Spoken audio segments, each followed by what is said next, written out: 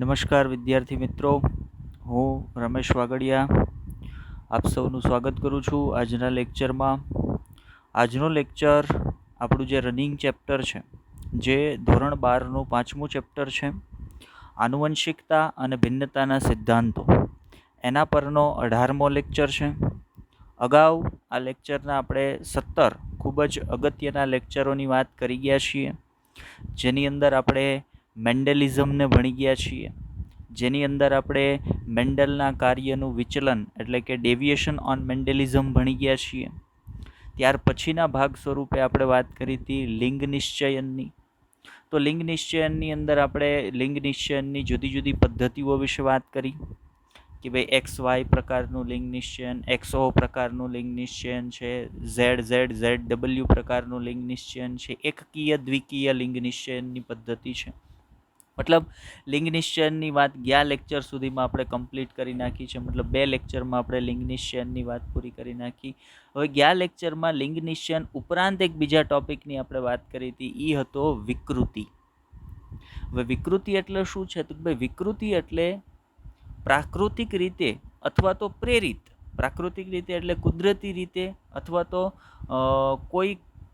કોઈના દ્વારા પ્રેરિત એવી ઘટના કે જે જનીન અથવા તો વ્યક્તિના ડીએનએમાં ફેરફાર કરી નાખે, અને એ ફેરફારના પરિણામ સ્વરૂપે એ સજીવનો જનીન પ્રકારે બદલાઈ જાય અને એ સજીવનો સ્વરૂપ પ્રકારે બદલાઈ જાય.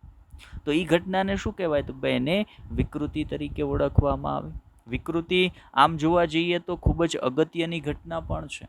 વિકૃતિ છે એ ઉદ્વિકાસ માટે અગત્યની ઘટના છે. વિકૃતિના પરિણામ સ્વરૂપે ઉદ્વિકાસ છે એ થતો હોય, પણ એના સંદર્ભ અત્યારે આપણે વાત નથી કરતા, કેમ કે એની ખૂબ જ ડિટેલમાં આપણે વાત કરવાની થશે આના પછીનું નહીં, અને એના પછીનું ચેપ્ટર જે આપણું ઉદ્વિકાસનું ચેપ્ટર છે.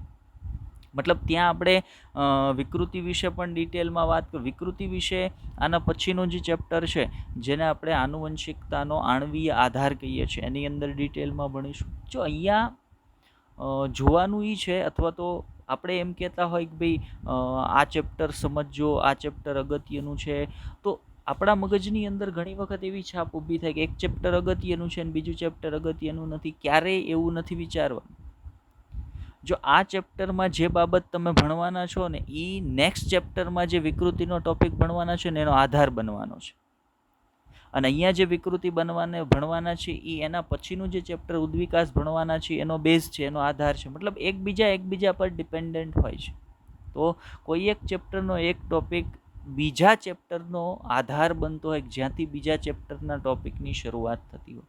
મતલબ આપણા માટે દરેક ટોપિક છે એ ઇમ્પોર્ટન્ટ છે. હવે વાત કરીએ આજના લેક્ચરની. તો આજના લેક્ચરની અંદર આપણે શું ભણવાના છીએ?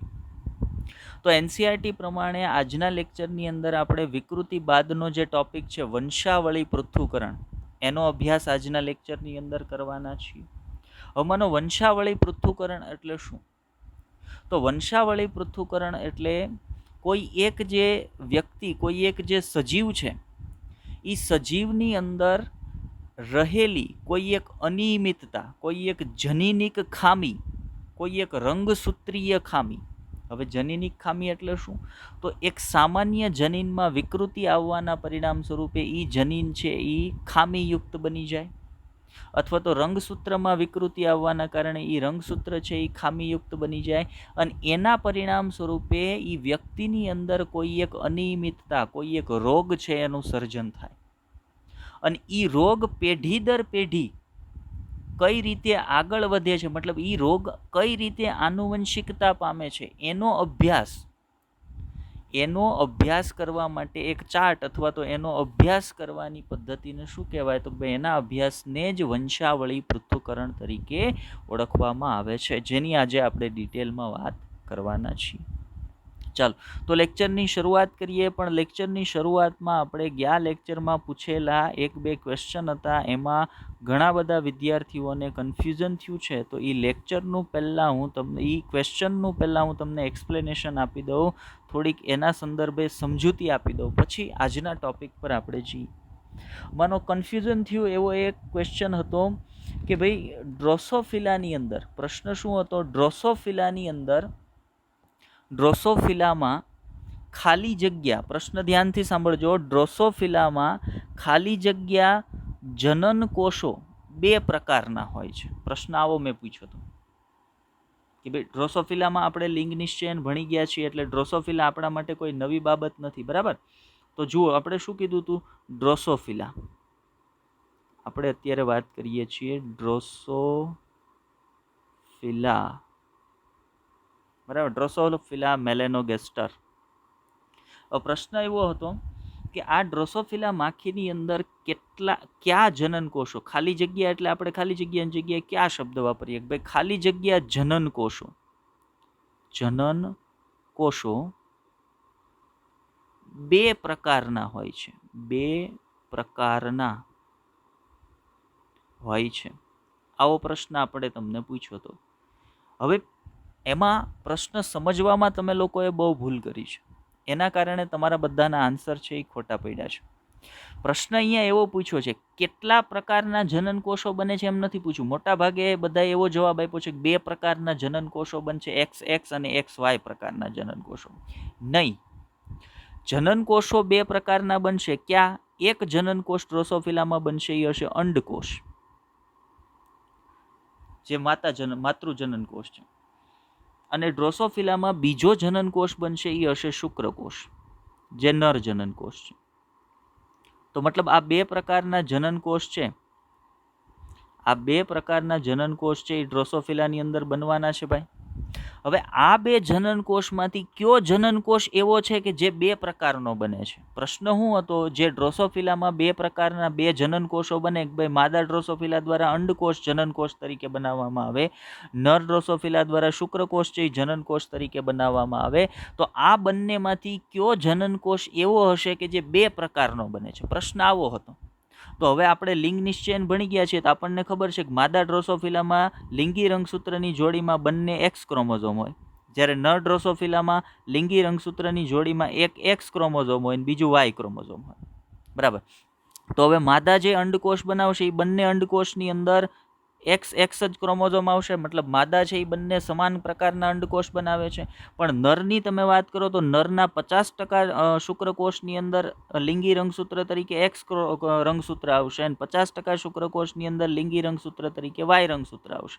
તો આ 50% શુક્રકોષ આ 50% શુક્રકોષ કરતાં અલગ હશે, મતલબ ડ્રોસોફિલાની અંદર બે પ્રકારના શુક્રકોષ બને છે, એક X રંગસૂત્ર ધરાવતા શુક્રકોષો અને એક Y રંગસૂત્ર ધરાવતા શુક્રકોષો. હવે પ્રશ્ન ફરીથી વાંચો કે ડ્રોસોફિલામાં ખાલી જગ્યા જનન કોષો બે પ્રકારના બને છે. તો અંડકોષ બે પ્રકારના બને કે શુક્રકોષ બે પ્રકારના બને? તો ભાઈ શુક્રકોષ છે એ બે પ્રકારના બને. તો આપણો જવાબ શું આવશે કે ડ્રોસોફિલામાં શુક્રકોષ જનન કોષ તરીકે બે પ્રકારના બને છે. એક શુક્રકોષ X રંગસૂત્ર ધરાવતા હોય અને બીજા શુક્રકોષો છે એ Y રંગસૂત્ર ધરાવતા હોય છે. ચાલો, તો ક્વેશ્ચન નંબર 1 હવે આપણને બધાને, મતલબ આ જે એક્સપ્લેનેશન મેં આપ્યું એના આધારે આ ક્વેશ્ચન છે એ બધાને સમજાઈ ગયો હશે, બરાબર? સમજાઈ ગયો હોય તો આ ક્વેશ્ચનના સંદર્ભમાં બધાએ કોમેન્ટની અંદર યસ લખવાનું છે, ફરજિયાત, બરાબર? જે બધા માટે. ચલો, હવે બીજો એક પ્રશ્ન ગયા લેક્ચરમાં મેં જે ક્વેશ્ચન સમજાવ્યું હતું ને એના પરથી કોઈ એક વિદ્યાર્થીએ મને પૂછેલો છે, એનું એક્સપ્લેનેશન આપણે તમને આપી દઈએ. તો ગયા લેક્ચરમાં મેં તમને એવું એક બાબત સમજાવી હતી કે મધમાખીની અંદર,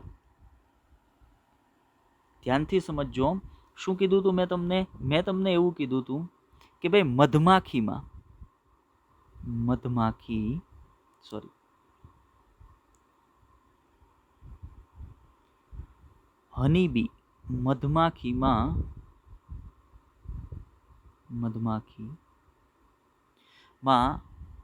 પિતા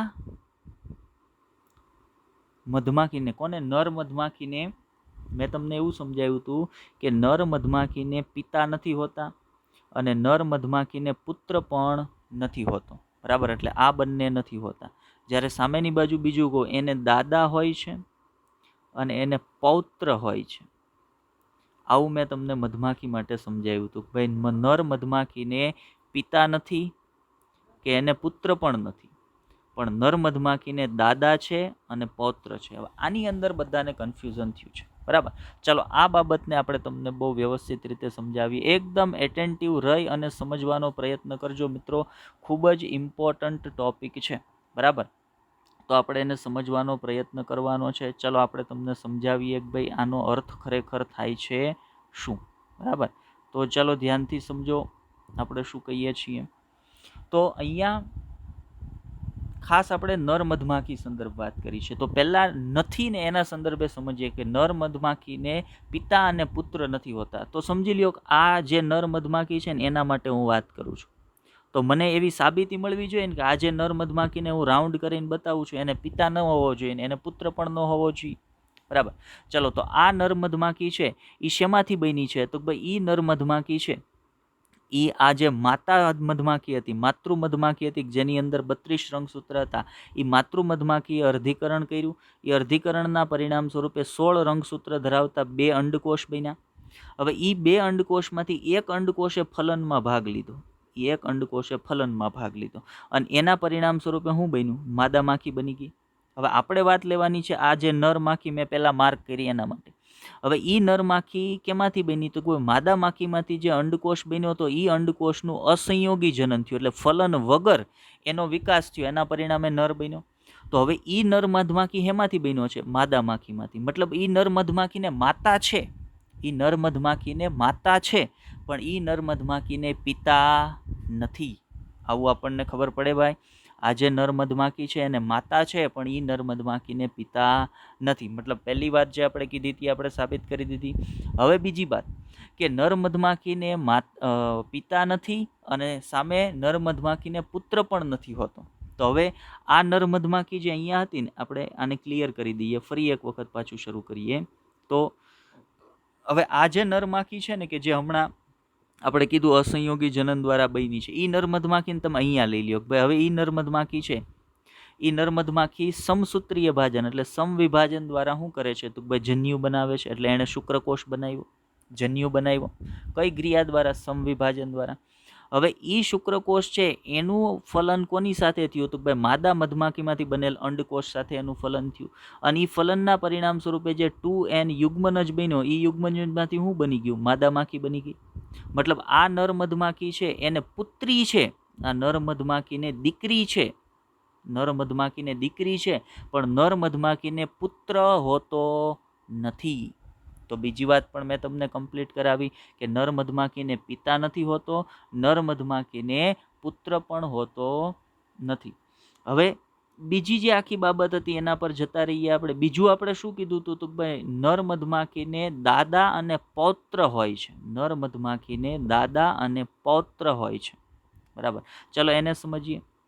તો હવે નર મધમાખીને દાદા અને પૌત્ર હોય છે એ સમજવા માટે આ નર મધમાખીને પાછી ધ્યાનમાં લ્યો કે આ નર મધમાખી છે એ શેમાંથી બની છે? તો ભાઈ ઈ નર મધમાખી છે એ કોઈ એક માદા માખી અને કોઈ એક નર માખી છે ને, સોરી ફરી એક વખત વાત કરીએ. આ જે નર મધમાખી છે એ નર મધમાખીને દાદા છે એવું આપણે સાબિત કરવું છે. બરાબર.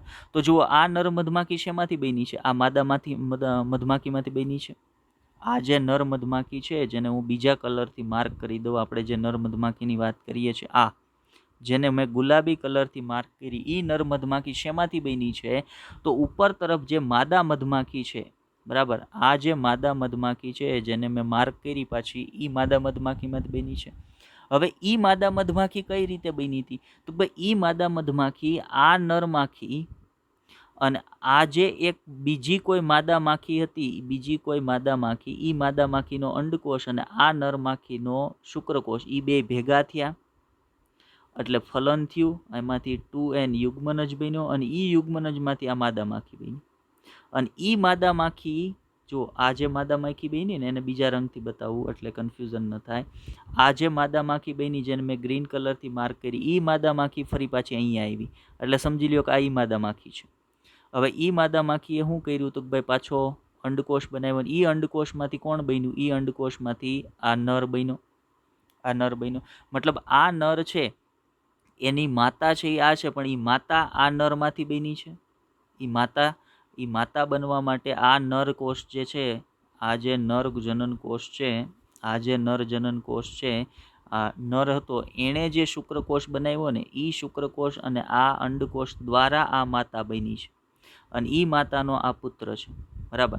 તો આ જે નર માખી છે, આ જે નર માખી છે જેને હું એરોથી માર્ક કરું છું ભાઈ, એ નર મધમાખી, અહીંયા જે નર મધમાખી છે કે જેને હવે હું બ્લુ કલરથી માર્ક કરું છું, આ નર મધમાખી માટે, આ નર મધમાખી માટે આ જે નર મધમાખી છે એ શું થશે? તો ભાઈ એની દાદા થશે, બરાબર. એ એના ગ્રાન્ડ પેરેન્ટ થશે, એના દાદા થશે.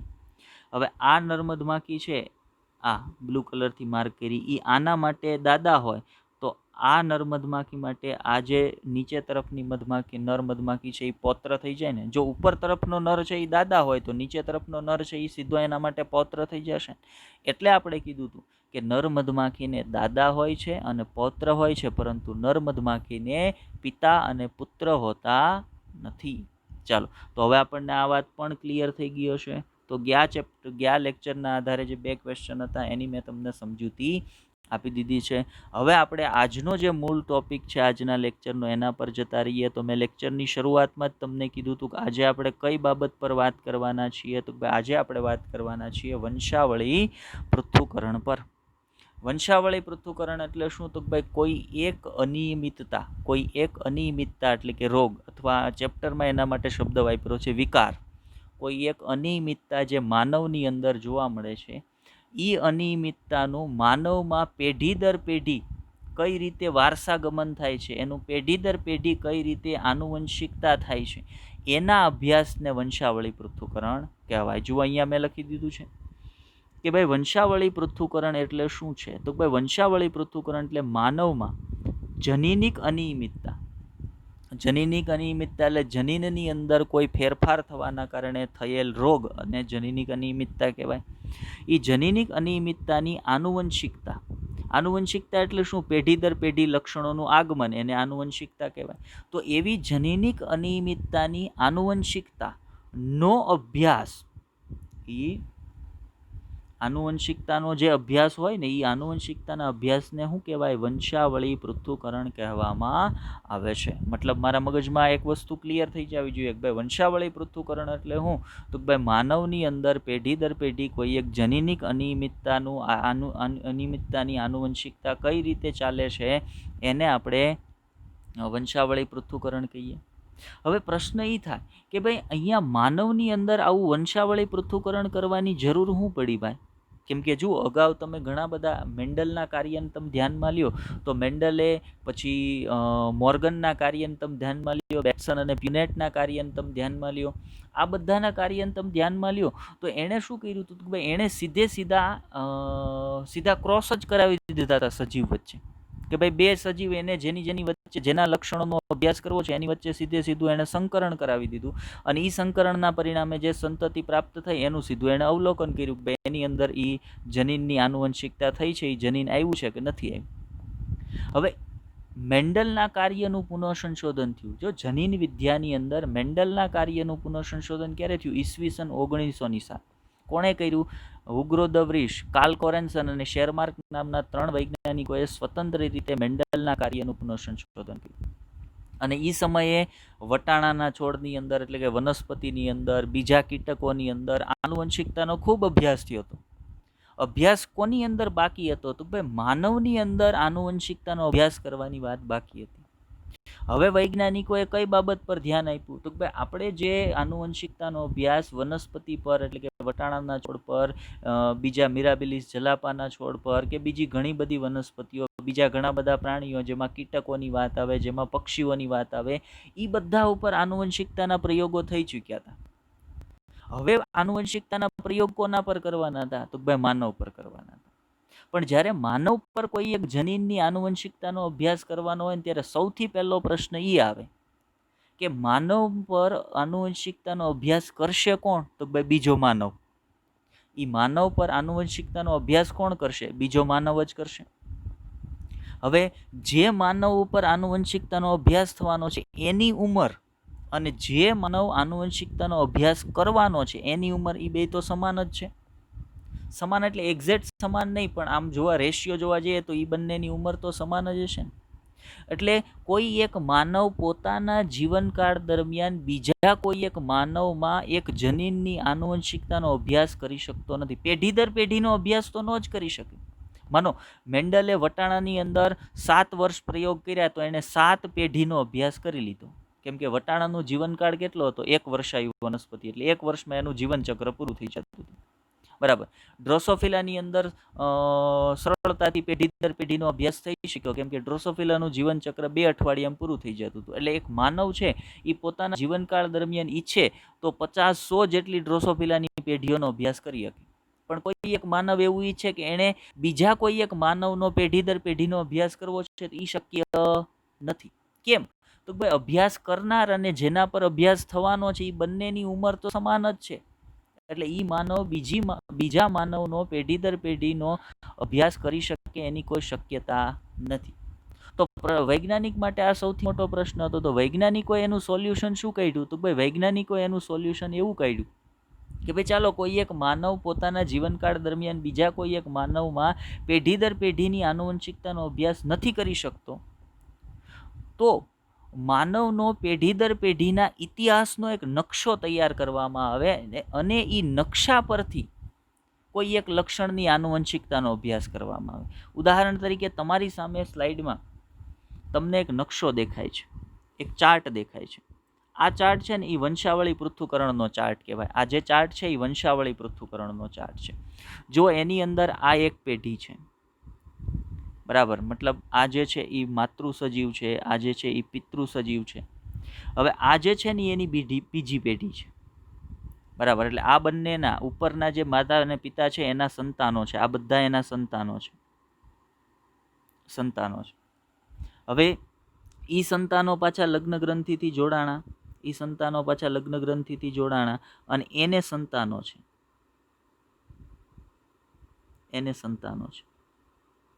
બરાબર. એટલે અહીંયા શું થયું? તો અહીંયા તમારી સામે કોઈ એક માનવની અંદર જે જનીનિક અનિયમિતતા હતી, એ અનિયમિતતાના સંદર્ભમાં એ માનવની અથવા તો એ વ્યક્તિની 3 પેઢીઓ છે ને તમારી સામે છે. એ 3 પેઢીનો નકશો છે એ તમારી સામે છે. તો હવે માનવની 3 પેઢી તમે અભ્યાસ નથી કરી શકતા, પણ માનવની 3 પેઢીના ઇતિહાસનો જે નકશો છે એ નકશા પરથી એ માનવની અંદર જનીનિક અનિયમિતતા છે, એની આનુવંશિકતા કઈ રીતે થાય છે ને એનો અભ્યાસ તમે કરી શકો. ચલો હું તમને એક એક્ઝામ્પલ આપું. બરાબર. કે ભાઈ ઉદાહરણ તરીકે હું મારું પોતાનું એક્ઝામ્પલ લઈને જ આપું. ચાલો કે ભાઈ મારા ફાધર અથવા તો મારું ફેમિલી, મારા મમ્મી પપ્પાની વાત કરું તો મારા મમ્મી પપ્પામાંથી 2માંથી કોઈ એકમાં કોઈ એક જનીનિક અનિયમિતતા છે. જનીનિક અનિયમિતતા એટલે જનીનિક રોગ. ઉદાહરણ તરીકે હું એક રોગની વાત કરું, ભાઈ સિકલ સેલ એનિમિયા એક જનીનિક રોગ છે. એક્ઝામ્પલ આપું છું, આવું કંઈ છે નહીં ભાઈ, સિરિયસ ન લઈ લેતા કોઈ. બરાબર. એક્ઝામ્પલ આપું છું કે મારા મમ્મી અને પપ્પા, એમાંથી મારા પપ્પાને કોઈ એક જનીનિક અનિયમિતતા છે. બરાબર. હવે તો ભાઈ એ જનીનિક અનિયમિતતા મારા પપ્પામાં છે, તો એના સંતાન તરીકે અમારી અંદર આવી કે નહીં, પછી અમારા સંતાનોની અંદર આવશે કે નહીં, એનો અભ્યાસ કોઈ એક વૈજ્ઞાનિક પોતાના જીવનકાળ દરમિયાન કરી શકશે નહીં. કેમ કે અમારી 3 પેઢીનો સમયગાળો કેટલો થાય? તો ભાઈ અમારી 3 પેઢીનો સમયગાળો, ઉદાહરણ તરીકે હું એમ કહું કે ભાઈ 100 થી 150 વર્ષનો થયો, તો કોઈ એક વૈજ્ઞાનિકની ઉંમર 100 થી 150 વર્ષ હશે કે એ અમારી 3 પેઢીનો અભ્યાસ કરી શકે? તો ભાઈ નહીં. તો હવે શું કરવું પડે? તો ભાઈ મારી 3 પેઢીનો ઇતિહાસ ગોતવો પડે કે ભાઈ હાલ હું જીવંત છું, તો મારી પાસેથી માહિતી લેવામાં આવે કે ભાઈ તમે કેટલા બેન ભાઈ છો, તો ભાઈ 3. હવે તમારા મમ્મી પપ્પા, તો ભાઈ તમારી અંદર કોઈ, પહેલાં તો તમે 3 બેન ભાઈ છો, એની અંદર કોઈ એક જનીનિક ખામી છે? તો ભાઈ હા, એક જનીનિક ખામી છે. કઈ? તો ભાઈ સિકલ સેલ એનિમિયા. કોની અંદર છે? તો ભાઈ 3 બેન ભાઈમાંથી એકમાં, મારામાં ઉદાહરણ તરીકે સિકલ સેલ એનિમિયા છે. તો હવે એવો તપાસ કરવામાં આવે કે ભાઈ તમારા મમ્મી પપ્પા છે, તો એ મમ્મી પપ્પાની અંદર આવી કોઈ અનિયમિતતા હતી? તો ભાઈ હા, એમાં મારા પપ્પાની અંદર હતી પણ મમ્મીની અંદર ન હતી. હવે પપ્પા પાસે જનીનિક અનિયમિતતા ક્યાંથી આવી? તો એના માટેની માહિતી ગ્રહણ કરવામાં આવે. ભાઈ જે પપ્પાના પપ્પા છે એના ફેમિલીની અંદર કોઈ એક જનીનિક અનિયમિતતા હતી આ સિકલ સેલ એનિમિયા? તો ભાઈ હા, ન્યા હતી. તો આપણને ખબર પડે ને કે મારા દાદામાંથી મારા પપ્પાની અંદર એ જનીનની આનુવંશિકતા થઈ છે, મારા પપ્પામાંથી મારી અંદર એ જનીનની આનુવંશિકતા થઈ છે. તો આ પ્રકારનો એક નકશો તૈયાર કરવામાં આવે કે ભાઈ આને તમે પી પેઢી કહી દો, પેરેન્ટ છે, બરાબર, મારા દાદા ને એ લોકો. પછી અહીંયા F1 પેઢી એટલે મારા પપ્પા ને એ લોકો, અને પછી અહીંયા F2 પેઢી એટલે અમે લોકો. તો આની અંદર કોઈ એક જનીનિક અનિયમિતતા હતી, એ આની અંદર કઈ રીતે આવે છે, આની અંદર આવે છે કે નહીં, અથવા આવે છે તો કઈ રીતે આવે છે, એનો અભ્યાસ તમે આ જે નકશાની મદદ વડે કરી શકો ને, આ નકશાને કહેવાય વંશાવળી પૃથ્થકરણનો નકશો.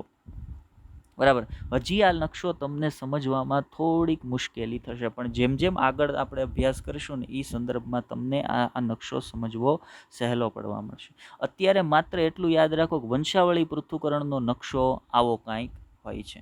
અને એ વંશાવળી પૃથ્થકરણના નકશાની અંદર શું રજૂ કરવામાં આવે તો ભાઈ કોઈ એક વ્યક્તિનો પેઢી દર પેઢીનો જે કાંઈ ઇતિહાસ હોય, કોઈ એક જનીનિક ખામીના સંદર્ભમાં એને રજૂ કરવામાં આવે, અને એના દ્વારા મનુષ્યની અંદર કોઈ એક જનીનિક ખામીનો અભ્યાસ કરવામાં આવે છે. ચાલો, હવે મેં તમને ચાર્ટની અંદર જે કાંઈ માહિતી સમજાવવાની હતી એ સમજાવી. હવે એનો થિયરી પોર્શન આપણે જોઈએ કે ભાઈ જનીનિક અનિયમિતતા એટલે ખરેખર શું હોય. તો જુઓ, માનવમાં શું કીધું છે, માનવ સમાજમાં આનુવંશિક વિકાર, આનુવંશિક અનિયમિતતા, આનુવંશિક ખામી, આનુવંશિક વિકાર બધાનો અર્થ સેમ જ થાય. આનુવંશિક વિકારની વાત પહેલાના સમયથી જ ચાલી આવે છે. હવે આવું કેમ કહી શકાય? તો જો પહેલાના સમયની અંદર વડીલો છે એ લગ્ન ગ્રંથિ માટે એકબીજા છોકરા છોકરીને પસંદ કરતા હોય, ભાઈ કોઈ એકના દીકરા માટે કોઈ એક દીકરી પસંદ કરે છે, તો ત્યારે એ દીકરીનું ફેમિલી છે એની હિસ્ટ્રી છે એ પૂછતા કે ભાઈ તમારા ફેમિલીમાં, એટલે કે તમારા મમ્મી પપ્પાને કોઈ એક રોગ હતો અથવા તો કોઈ રોગ નથી ને, દીકરીની અંદર કોઈ રોગ નથી ને, તો એને ખબર હતી કે એના મમ્મી પપ્પાની અંદર એ રોગ નથી તો દીકરીની અંદર ન આવી શકે. મતલબ એ લોકોને એવો અંદાજ તો હતો કે ભાઈ આવી કોઈ એક આનુવંશિકતા છે એ થતી હોય છે. એટલે અહીંયા લખ્યું છે કે પહેલાના સમયથી જ આ ચાલી આવે છે. હવે તેનો આધાર હતો કે કેટલાક કુટુંબમાં વિશિષ્ટ લક્ષણોની આનુવંશિકતા મેન્ડલના કાર્યના પુનઃસંશોધન પછી મનુષ્યમાં વારસાગત લક્ષણ અનુકરણીય નમૂનાના પૃથ્થકરણની શરૂઆત થઈ. મતલબ માનવની અંદર આવી જે અનિયમિતતાની જનીનિક અનિયમિતતાની જે આનુવંશિકતાનો અભ્યાસ ક્યારે શરૂ થયો તો ભાઈ માનવની અંદર જનીનિક અનિયમિતતાના અભ્યાસની શરૂઆત થઈ મેન્ડલના કાર્યનું પુનઃસંશોધન થયું. પછી મેન્ડલના કાર્યનું પુનઃસંશોધન ક્યારે થયું? ઈસવીસન 1900ની સાલ કોણે કર્યું? હુગ્રો દ વ્રીશ, કાર્લ કોરેન્સન અને શેરમાર્ક નામના 3 વૈજ્ઞાનિકોએ મેન્ડલના કાર્યનું પુનઃસંશોધન કર્યું. પછી માનવની અંદર પહેલાં મેન્ડલના કાર્યનું પુનઃસંશોધન થયું એ સમયમાં, અને એ પહેલાં જે આનુવંશિકતાનો અભ્યાસ થયો તો એ માત્ર વનસ્પતિઓ પર, કીટકો પર, બીજા સજીવો પર થયો. તો માનવમાં કોઈ અભ્યાસ આનુવંશિકતાનો નહોતો થયો, પણ મેન્ડલના કાર્યના પુનઃસંશોધન પછી આનુવંશિકતાના અભ્યાસની શરૂઆત માનવની અંદર પણ કરવામાં આવી. હવે જો અહીંયા સ્પષ્ટ લખી દીધું છે NCERTમાં, એ સ્પષ્ટ છે કે વટાણાના છોડ અને અન્ય સજીવોમાં કરવામાં આવેલ તુલનાત્મક સંકરણ પ્રયોગ મનુષ્યમાં સંભવ નથી. મેં આગળ સમજાવતો તો ચાર્ટ વખતે ત્યારે મેં તમને કીધું હતું કે જે રીતે સંકરણના પ્રયોગ વટાણાના છોડમાં થયા, બીજા અન્ય સજીવમાં થયા, એવી રીતે તુલનાત્મક સંકરણના પ્રયોગો માનવમાં સંભવ નથી. કેમ કે માનવનું આયુષ્ય કેટલું? તો ભાઈ માનવનું એવરેજ આયુષ્ય આપણે એમ કહીએ 60 થી 70 વર્ષ, 60 થી 70 વર્ષ આપણે એવું કહીએ. તો જે વ્યક્તિમાં આનુવંશિકતાનો અભ્યાસ કરવાનો છે એનું આયુષ્ય 60 થી 70 વર્ષ છે, અને જે વૈજ્ઞાનિક આ અભ્યાસ કરવાનો છે એનું આયુષ્ય પણ કેટલું છે? 60 થી 70 વર્ષ. મતલબ વૈજ્ઞાનિક છે ને એ કોઈ એક પેઢીનો અભ્યાસ કરી શકે કે ભાઈ મારા પપ્પામાંથી કોઈ એક જનીનિક ખામી મારામાં આવી છે કે નહીં, એનો અભ્યાસ છે ને એ વૈજ્ઞાનિક વડે થાય. પણ વૈજ્ઞાનિક 2-3 પેઢીનો અભ્યાસ ન કરી શકે, કેમ કે એની ઉંમર મર્યાદા છે, ત્યાં તો એનું મૃત્યુ થઈ ગયું હશે. એટલે એવું કીધું છે કે મનુષ્યમાં આ બાબત સંભવ નથી. ચલો આગળ વાત કરીએ. હવે જો આ પ્રકારનો અભ્યાસ મનુષ્યમાં સંભવ નથી તો હવે કરવું શું? તો ભાઈ જો એટલા માટે એક વિકલ્પ તૈયાર કરવામાં આવે, ભાઈ એટલા માટે એક જ વિકલ્પ રહી જાય છે. એક વિકલ્પ એના માટે છે કે વિશિષ્ટ લક્ષણની આનુવંશિકતા. હવે અહીંયા વિશિષ્ટ લક્ષણ તરીકે કોને લીધા છે? કોઈ એક જનીનિક ખામીનું લક્ષણ હોય, આપણે એના એક્ઝામ્પલ પણ લેશું કઈ કઈ જનીનિક ખામી હોઈ શકે. તો કોઈ એક વિશિષ્ટ લક્ષણની આનુવંશિકતાના સંદર્ભમાં વંશના ઇતિહાસનો અભ્યાસ કરવામાં આવે. હવે વંશનો ઇતિહાસનો અભ્યાસ કરવો હોય તો પહેલાં તો તમારી પાસે કોઈ એક વ્યક્તિનું જે વંશ છે એનો ઇતિહાસ હોવો જોઈએ ને, તો તમે એનો અભ્યાસ કરી શકો ને. તો જુઓ, આપણા સમાજની અંદર એક આપણે એમ કહીએ કે ભાઈ આપણે એના માટે સ્પેશિયલ કહી શકીએ કે ભાઈ એક એવી વ્યક્તિ અથવા તો એવા લોકો છે કે જે જુદા જુદા વ્યક્તિઓનો ઇતિહાસ છે ને એની જાળવણી કરવાનું કામ કરે છે. પંડિતો છે એ નોર્મલી જુદા જુદા પંડિતો છે કે ભાઈ આ એક સમાજના કે આ એક જ્ઞાતિના એક પંડિત છે, તો એ પંડિત છે ને એ જ્ઞાતિના જુદા જુદા લોકોનો આખો વંશક્રમ હોય ને એનો ઇતિહાસ જાળવતા હોય. એને વંશાવળી વૃક્ષ તરીકે પણ ઓળખવામાં આવે. એની પાસે તમે માંગો કે ભાઈ આજથી 50 વર્ષ કે આજથી 100 વર્ષ પહેલાં આજે જે વ્યક્તિ છે એ વ્યક્તિના દાદા કે એના પરદાદા છે એની અંદર કોઈ એક જનીનિક ખામી હતી કે એનું મૃત્યુ કઈ રીતે થયું હતું, તો એના તમામ પ્રકારની ડિટેલ છે ને એ ચોપડો એનું જે રજિસ્ટર હોય ને એની અંદર તમને મળી જાય. એ લોકો કાયદેસર રજિસ્ટરની જાળવણી કરતા હોય. તો એ લોકો પાસેથી આ પ્રકારનો તમે સાંભળ્યું હશે ને કે ભાઈ તમારું વંશાવળી વૃક્ષ હોય, એ વંશાવળી વૃક્ષમાં સૌથી પહેલાં મતલબ આપણા દાદા છે એની પહેલાંનું હોઈ શકે, પણ હું એક્ઝામ્પલ તરીકે વાત કરું, આપણા દાદા છે તે વૃક્ષનું થડ છે ને એ દાદા હોય. પછી એ દાદાને 2 પુત્ર છે તો એ વૃક્ષની 2 શાખા પડતી હોય ને એ દરેક શાખા પર એ પુત્રનું નામ લખેલું, અને એ પુત્રના મેરેજ જેની સાથે થાય એનું નામ ત્યાં બાજુમાં લખેલું, એના જે સંતાનો હોય ને એ પુત્રની શાખા સ્વરૂપે પાછા દર્શાવવામાં આવે ને એ શાખાઓ પર એના નામ લખેલા હોય. મતલબ વંશક્રમનું એક વૃક્ષ તૈયાર કરવામાં આવે અને વંશાવળી વૃક્ષ કહેવાય. એ વંશાવળી વૃક્ષ પરથી તમે ઇતિહાસ છે ને પ્રાપ્ત કરી શકો, અને ઇતિહાસ પ્રાપ્ત કર્યા બાદ તમે એનો અભ્યાસ છે એ કરી શકો. હવે શું કીધું છે આગળ જુઓ, માનવ કુટુંબમાં અનેક પેઢીઓ સુધી કોઈ એક લક્ષણની નોંધ રાખવાની બાબતને વંશાવળી પૃથ્થકરણ કહેવામાં આવે છે.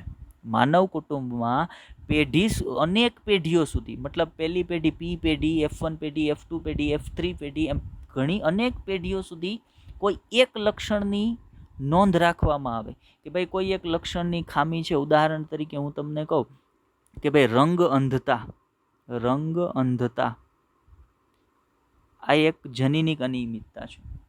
જે લોકોને રંગ અંધતા હોય ને એ વ્યક્તિ લાલ અને લીલા રંગ વચ્ચેનો ભેદ છે ને એ પારખી ન શકે. એની સામે તમે લાલ અને લીલા રંગની વસ્તુ રાખી દો ને તો એને ન ખબર પડે કે ભાઈ આ લાલ છે ને આ લીલી છે, કેમ કે એને લાલ અને લીલા રંગ વચ્ચેનો ભેદ ન ખબર પડતી. તો એક જનીનિક અનિયમિતતા છે.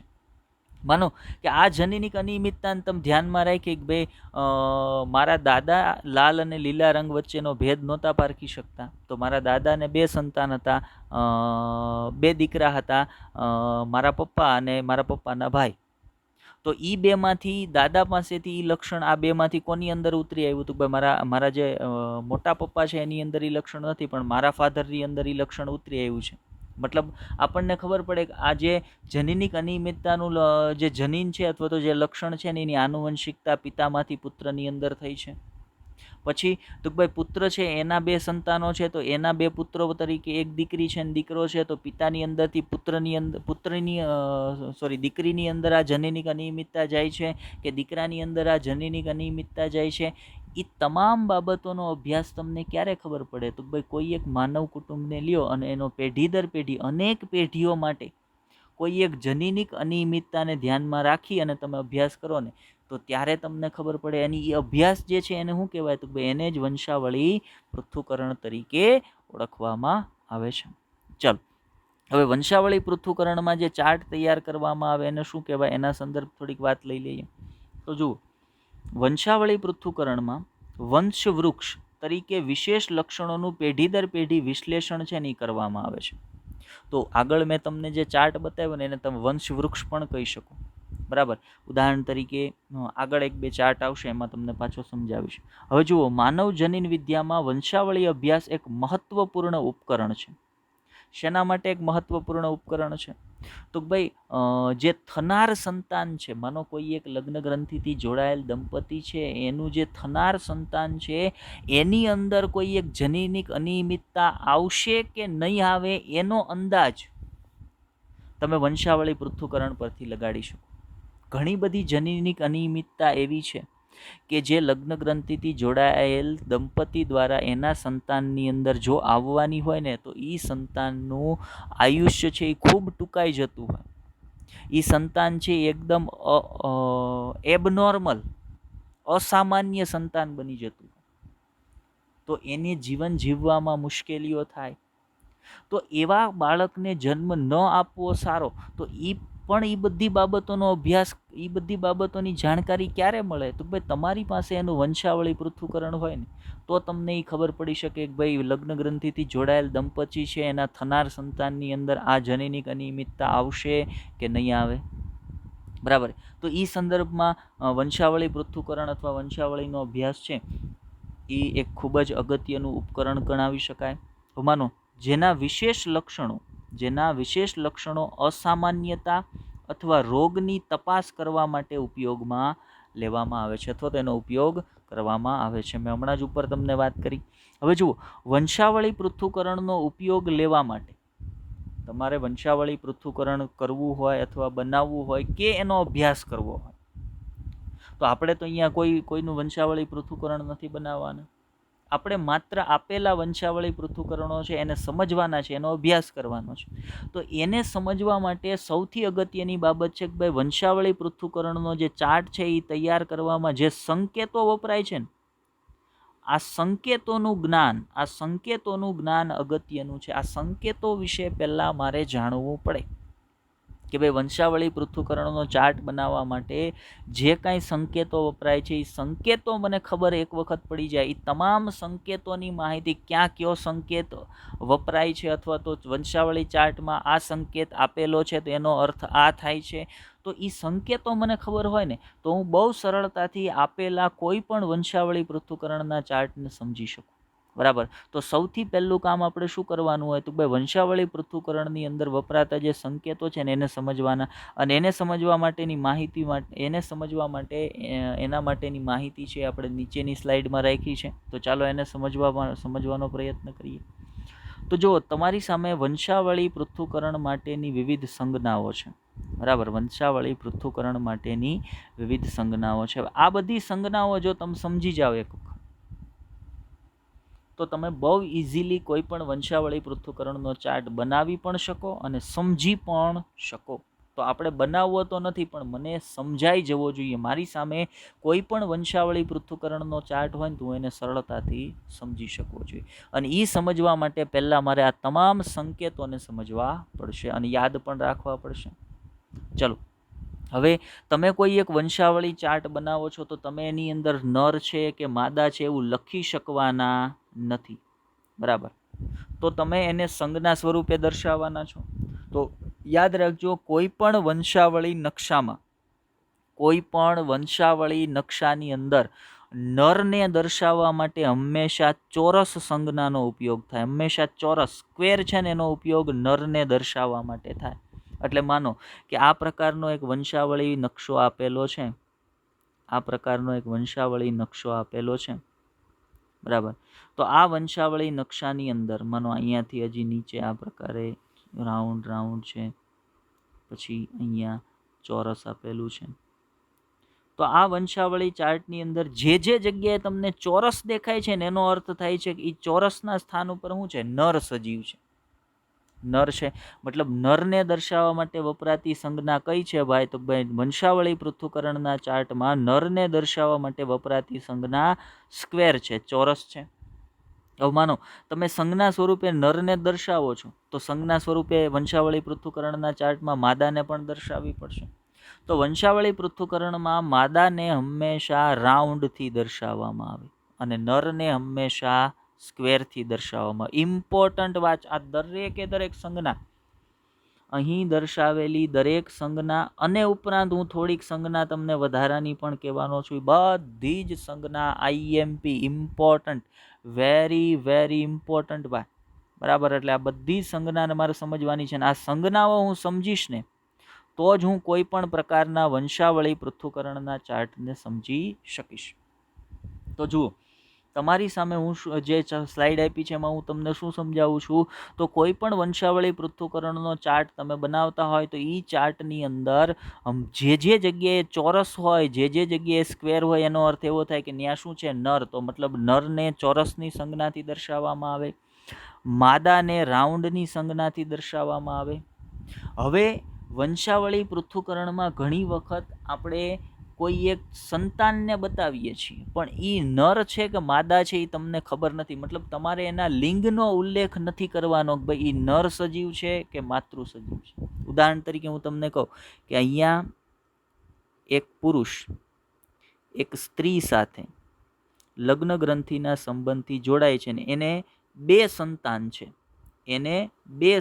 છે, પણ આપણને એ નથી ખબર. આપણને એ ખબર છે કે એને બે સંતાન છે, પણ એ બે સંતાનમાં નર કેટલા ને માદા કેટલી એ મને નથી ખબર.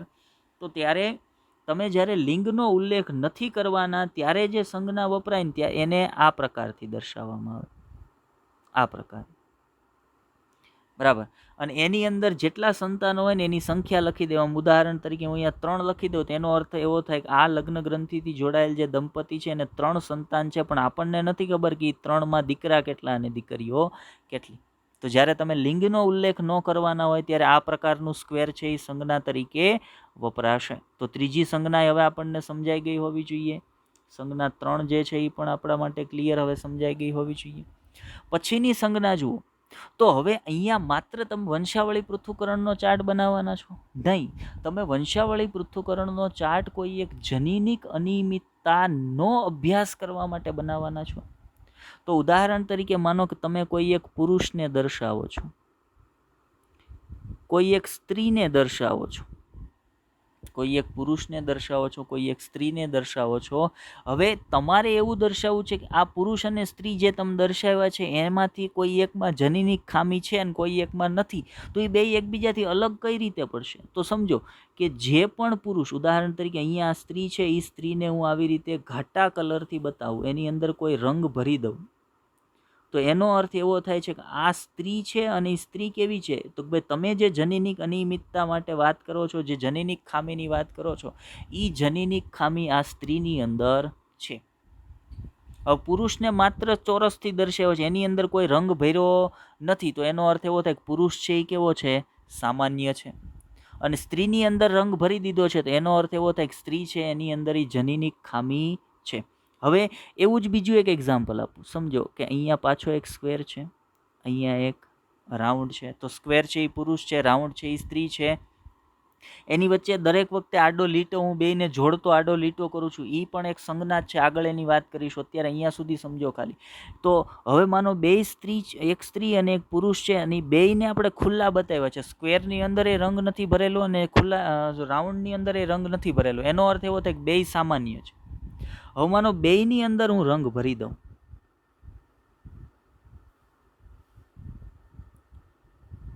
તો આનો અર્થ એવો થશે કે તમે જે જનીનિક અનિયમિતતાનો અભ્યાસ કરવા માંગો છો ને એ જનીનિક અનિયમિતતા નરની અંદર પણ છે અને એ જનીનિક અનિયમિતતા માદાની અંદર પણ છે, બરાબર. મતલબ રોગી વ્યક્તિને, એ પુરુષ હોય રોગી તરીકે તોય ભલે અને સ્ત્રી હોય રોગી તરીકે તોય ભલે, રોગી વ્યક્તિને હંમેશા ઘાટી સંજ્ઞાથી બતાવવામાં આવે. મતલબ એની અંદર રંગ છે એ ભરી દેવામાં આવે. અને એના માટે લાલ રંગ જ હોવો એવું જરૂરી નથી. કોઈ પણ રંગથી જો સંજ્ઞા સ્ક્વેર અથવા તો સંજ્ઞા રાઉન્ડ છે એને ઘાટું રંગથી ભરી દેવામાં આવે તો એનો અર્થ એવો થાય કે એ રોગી વ્યક્તિ માટેની સંજ્ઞા છે. જો એમાં કોઈ રંગ ન ભરેલો હોય, ખાલી હોય સ્ક્વેર અથવા રાઉન્ડ, તો એનો અર્થ એવો થાય કે એ સામાન્ય છે, એને કોઈ ખામી નથી, બરાબર. હવે જુઓ, એના પછી એનસીઆરટીમાં નથી એવી એક સંજ્ઞા જે તમારે એનસીઆરટીમાં બાજુમાં નોટ કરી લેજો. ઉદાહરણ તરીકે માનો અહીંયા એક સ્ક્વેર બતાવ્યું છે, આ ચોરસ છે અને અહીંયા એક રાઉન્ડ બતાવો. હવે એવું બને કે આ સ્ક્વેરની અંદર અડધું સ્ક્વેર છે ને એ રંગીન બતાવ્યું અને અડધું સ્ક્વેર છે એની કોરું બતાવ્યું. એવી જ રીતે રાઉન્ડમાં એવું કર્યું કે અડધું સ્ક્વેર છે ને અડધું રાઉન્ડ છે ને એ રંગીન બતાવ્યું અને અડધું રાઉન્ડ છે ને એ ખુલ્લું બતાવ્યું. તો આનો અર્થ શું સમજવાનો? આ વ્યક્તિને રોગ છે કે આ સ્ત્રીને રોગ છે કે આ પુરુષને રોગ છે કે પછી આ સ્ત્રી કે પુરુષને રોગ નથી?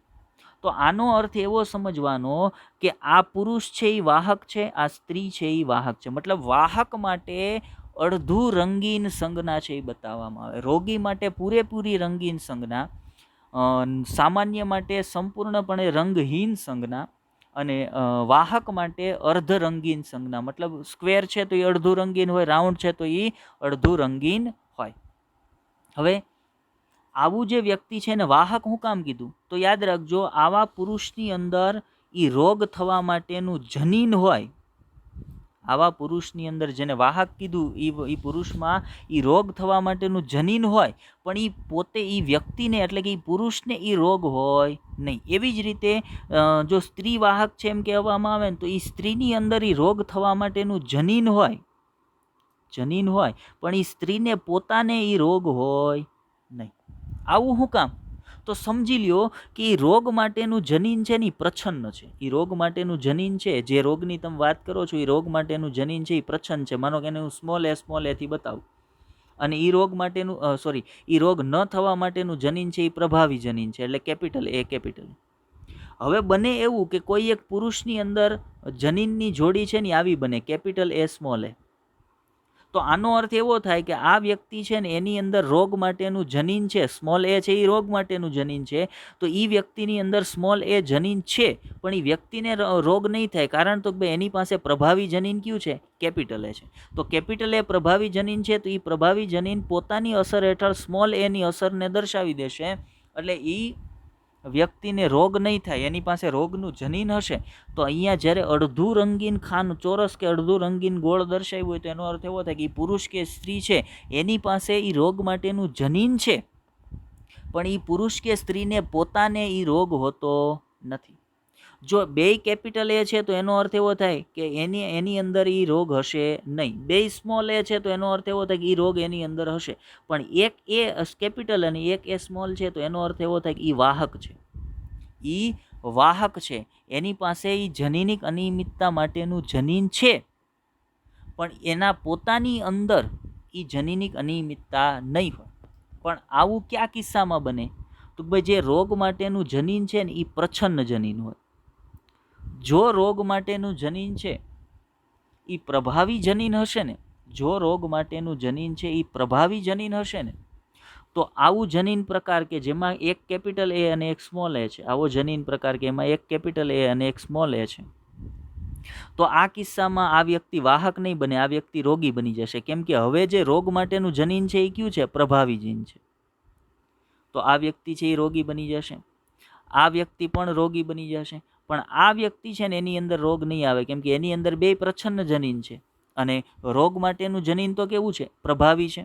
તો પ્રભાવી પોતાની સમયુગ્મી સ્થિતિમાં રોગ ઉત્પન્ન કરશે, પ્રભાવી પોતાની વિષમયુગ્મી સ્થિતિમાં પણ રોગ ઉત્પન્ન કરશે, પણ પ્રચ્છન્ન પોતાની સમયુગ્મી સ્થિતિમાં રોગ ઉત્પન્ન નહીં કરે. કારણ તો ભાઈ રોગ માટેનું જનીન છે એ પ્રભાવી જનીન છે, પ્રચ્છન્ન જનીન નથી. તો યાદ રાખજો, કોઈ પણ જનીનિક અનિયમિતતા જ્યારે પ્રભાવી જનીન ધરાવતી હોય ને ત્યારે એની અંદર વાહક બની શકે નહીં.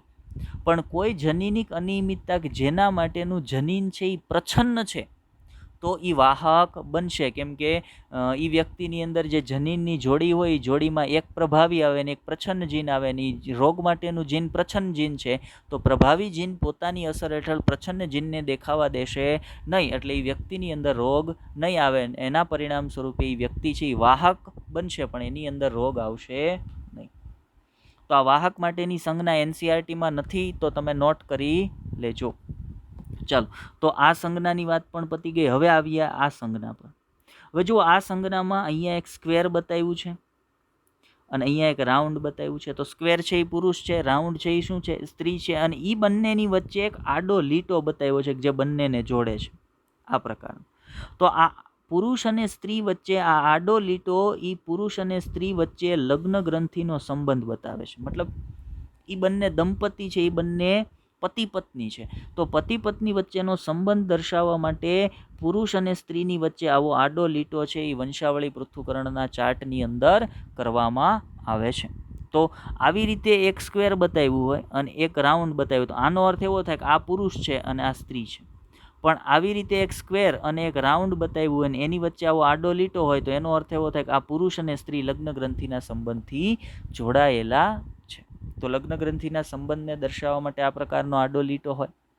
એનાથી આગળ વાત કરીએ તો પુરુષ અને સ્ત્રીની વચ્ચે આવા બે આડા લીટા હોય, તો એનો અર્થ એવો થાય કે એ બંને લગ્ન ગ્રંથિના સંબંધથી તો જોડાયેલા છે, પણ આ બંને પુરુષ અને સ્ત્રી છે એ એકબીજાના ખૂબ જ નજીકના સંબંધી છે. શું કીધું? જો નજીકના સંબંધીઓ સાથેનો મૈથુન એને અથવા તો લગ્ન ગ્રંથિનો સંબંધ એને ડબલ લીટાથી બતાવવામાં આવે. બરાબર. માનો આ સિંગલ લીટો છે પુરુષ અને સ્ત્રી વચ્ચે, તો એનો અર્થ એવો થાય કે એ બંને લગ્ન ગ્રંથિના સંબંધથી જોડાયેલ છે. પણ એની વચ્ચે આવા ડબલ લીટા કરી નાખવામાં આવે, તો એનો અર્થ એવો થાય કે આ પુરુષ અને આ સ્ત્રી ખૂબ જ નજીકના સંબંધી છે અને એની વચ્ચે લગ્ન ગ્રંથિનો સંબંધ છે એ જોડાયેલો છે. તો નજીકના સંબંધી વચ્ચે લગ્ન ગ્રંથિનો સંબંધ છે એ બે આડા લીટા પુરુષ અને સ્ત્રી વચ્ચે કરી અને વંશાવળી પૃથ્થકરણના ચાર્ટમાં દર્શાવવામાં આવે. એનાથી આગળ વાત કરીએ ત્યાર પછીની સંજ્ઞા. હવે ચાલો આપણે સ્લાઇડને થોડી ક્લીન કરી નાખીએ, જેથી કરીને બીજી સંજ્ઞાઓ સમજવામાં મને સરળતા રહે. અહીંયા સુધીની સંજ્ઞાઓ આપણને સમજાઈ ગઈ હશે અને મેં જે સંજ્ઞાને નોટ કરવાની કીધી છે એ ભૂલાય નહીં. ચલો એનાથી આગળ વાત કરીએ. ત્યાર પછી આપણે શું જોવાનું છે? તો ભાઈ ત્યાર પછી આપણે વાત કરીએ કે આ સંજ્ઞાની. તો આ સંજ્ઞામાં જુઓ, એક લગ્ન ગ્રંથિથી જોડાયેલ દંપતી એટલે આડો લીટો, એના ઉપર એક ઊભો લીટો કરી અને પછી એના ઉપર જે પુરુષ અને સ્ત્રી બતાવવામાં આવે ને એ હંમેશા આ લગ્ન ગ્રંથિના સંબંધથી જોડાયેલ દંપતીના સંતાનો હશે. મતલબ આ લગ્ન ગ્રંથિનો સંબંધ દર્શાવતો લીટો, અને એ લીટા પરથી આ ઊભો લીટો કરવામાં આવ્યો. સમજો, આ ઊભો લીટો કરવામાં આવ્યો અને એના પર જે કંઈ પુરુષ અને સ્ત્રી બતાવવામાં આવે એ શું હોય? તો ભાઈ એ આ લગ્ન ગ્રંથિથી જોડાયેલ દંપતીના સંતાનો હશે, કેમ કે એના લગ્ન ગ્રંથિના સંબંધનો જે લીટો છે એના પરથી ઊભો લીટો કરી અને સંતાનો છે એ દર્શાવવામાં આવે. તો મતલબ આ શું થશે? તો ભાઈ આ સંતતિઓ થશે કે જે લગ્ન ગ્રંથિના સંબંધનો આડો લીટો છે એના પરથી ઊભો લીટો કરીને જે દર્શાવવામાં આવે ને એને એની સંતતિ કહેવામાં આવે. એટલે આ માતા પિતા છે અને આ એના સંતાનો છે. એમાં આ રાઉન્ડ છે એટલે આ દીકરી થશે અને આ સ્ક્વેર છે એટલે એનો પુત્ર થશે. તો લગ્ન ગ્રંથિના સંબંધથી જોડાયેલ દંપતીની સંતતિઓ અથવા એના સંતાનોને કઈ રીતે દર્શાવવામાં આવે એ પણ આપણે સમજી લીધા. હવે એનાથી આગળ વધીએ, ત્યાર પછીની સંજ્ઞાને સમજવાનો પ્રયત્ન કરીએ. તો ત્યાર પછીની સંજ્ઞા જુઓ, શું કીધું છે? નર શિશુવાળા પિતૃ રોગથી પ્રભાવી. નર શિશુવાળા પિતૃ રોગથી પ્રભાવી મતલબ શું છે? જુઓ, અહીંયા આ પુરુષ છે, આ સ્ત્રી છે અને એનું જે સંતાન છે એ કેવું છે? તો ભાઈ નર છે. તો સંતાન છે એ નર બને અને એની અંદર જ રોગ આવે ને. જો ઘણા રોગ એવા હોય કે જે પતિ પત્નીમાંથી એના સંતાનોમાં આવે, પણ માત્ર ને માત્ર પુત્રની અંદર જ આવે. એની જેટલી દીકરીઓ હશે ને એમાં આ જનીનિક અનિયમિતતા ન આવે. ઘણી જનીનિક અનિયમિતતા એવી છે કે જે માત્ર પિતૃઓ પાસેથી એની સંતતિ તરીકે એના પુત્રની અંદર જ આવે, એની પુત્રીની અંદર આ જનીનિક અનિયમિતતા ન આવે. તો એવી જનીનિક અનિયમિતતાને આ પ્રકારની સંજ્ઞાથી બતાવવામાં આવે. આ તો નોર્મલ જ છે, એમાં કોઈ ફેર નથી. આ જે તમે આગળ સંજ્ઞાઓ સમજ્યા એ તમને સમજેલી હોય તો આ સંજ્ઞા છે એ તમે ઓટોમેટિકલી દર્શાવી શકો. અને એના પછી જુઓ, પ્રભાવહીન સામાન્ય. સામાન્ય એટલે જેની અંદર રોગ નથી. જેની અંદર રોગ નથી એવી 5 સંતતિઓ છે, પણ એ 5માં પુરુષ કેટલા સ્ત્રી કેટલી મારે નથી દર્શાવવી. તો હું આગળ સમજો કે એના માટે આ પ્રકારનું એક સ્ક્વેર હું સંજ્ઞામાં દર્શાવું ને એની અંદર 5 લખી દઉં એટલે એમ ખબર પડે કે 5 સંતતિઓ છે, પણ એમાં પુરુષ કેટલા સ્ત્રી કેટલા એ નથી કહેવાનું. પણ એની જગ્યાએ તમે એમ સમજો કે આવું જ સ્ક્વેર કરું અને એની અંદર 5 પણ લખું, એવું જ સ્ક્વેર કરું એની અંદર 5 પણ લખું, પણ એ સ્ક્વેરને આવી રીતે ઘાટા રંગથી બતાવી દઉં.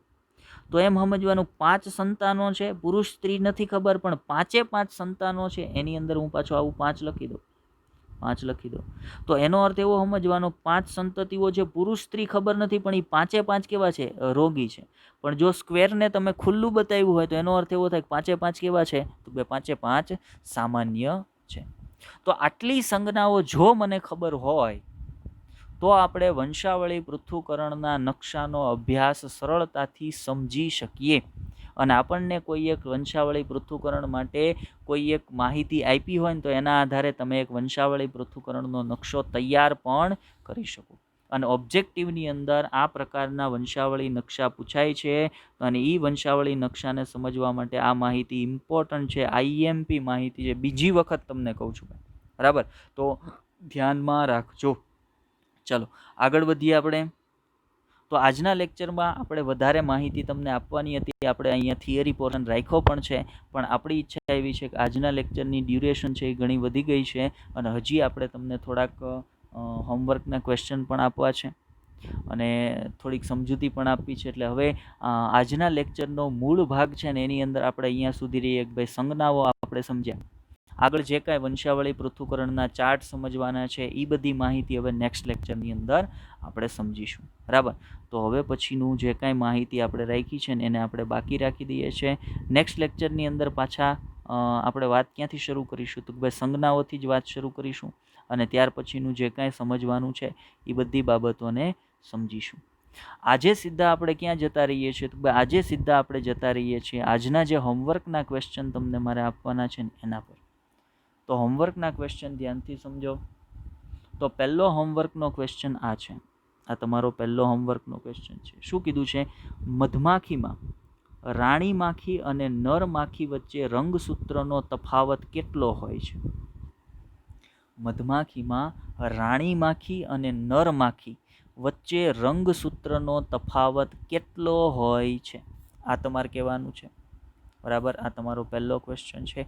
ક્વેશ્ચન ન સમજાય તો 1-2 વખત ધ્યાનથી વાંચવો, સમજવાનો પ્રયત્ન કરવો, સમજાઈ જશે, બરાબર? આની પહેલાંનો મેં જે લેક્ચરની શરૂઆતમાં તમને ક્વેશ્ચન સમજાવ્યું એ ક્વેશ્ચન એવો અઘરો નહોતો, પણ તમને સમજાણો નહોતો પ્રશ્ન, જેના કારણે તમે એનો આન્સર નહોતા કરી શક્યા, બરાબર? તો અત્યારે મારે શું ધ્યાનમાં રાખવાનું છે? તો ભાઈ મને ક્વેશ્ચન વ્યવસ્થિત સમજાઈ જાય એટલે હું એનો આન્સર કરી શકું. તો પહેલો ક્વેશ્ચન શું છે? મધમાખીમાં રાણી માખી અને નર માખી વચ્ચે રંગસૂત્રનો તફાવત કેટલો હોય છે? હવે જુઓ, બીજો હોમવર્કનો ક્વેશ્ચન છે ને એમાં મેં તમને એક ચાર્ટ પૂછ્યો છે અને એ ચાર્ટની અંદર આંકડા લખી દીધા છે. 1, 2 અને 3 આંકડા લખી દીધા છે. તો એ 3 આંકડા છે એના સ્થાન ઉપર શું માહિતી આવશે ને એ તમારે કહેવાનું છે. મતલબ આ આકૃતિ ટાઈપનો પ્રશ્ન છે. તો અહીંયા મેં એક ચાર્ટ મૂક્યો છે. ચાર્ટની અંદર જુઓ, અહીંયા 1, અહીંયા 2 અને અહીંયા 3. તો જે 1 છે એ 1ના સ્થાન ઉપર શું આવશે? આ 2 લખી દીધું છે, 2ના સ્થાન પર શું આવશે અને 3ના સ્થાન પર શું આવશે? આ તમારે માહિતી આપવાની છે. જો શું કીધું? આપેલ ચાર્ટમાં લખેલ આંકડાના સ્થાન પર યોગ્ય શબ્દ, જે કાંઈ યોગ્ય માહિતી આવતી હોય એ તમારે લખવાની છે. અને આ જ ક્રમમાં 1 એની સામે આ માહિતી, 2 એની સામે આ માહિતી, 3 એની સામે આ માહિતી, એ જ તમારે લખવાનું છે, બરાબર? તો આ તમારો બીજો ક્વેશ્ચન છે. હવે વાત કરીએ ત્યાર પછીના ક્વેશ્ચનની. તો ત્યાર પછીનો એક ક્વેશ્ચન હું તમને આજના લેક્ચર પરનો જ પૂછી લઉં. ઉદાહરણ તરીકે માનો કે કોઈ એક સ્ત્રી છે, કોઈ એક પુરુષ છે, બરાબર? અને આની અંદર હું આ પ્રકારે કરું.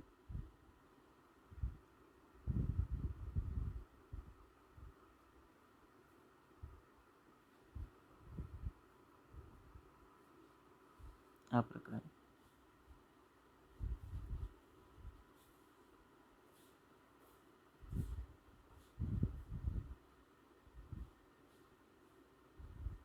તો આ સંજ્ઞાને હું એ કહી દઉં, આ સંજ્ઞાને હું બી કહી દઉં.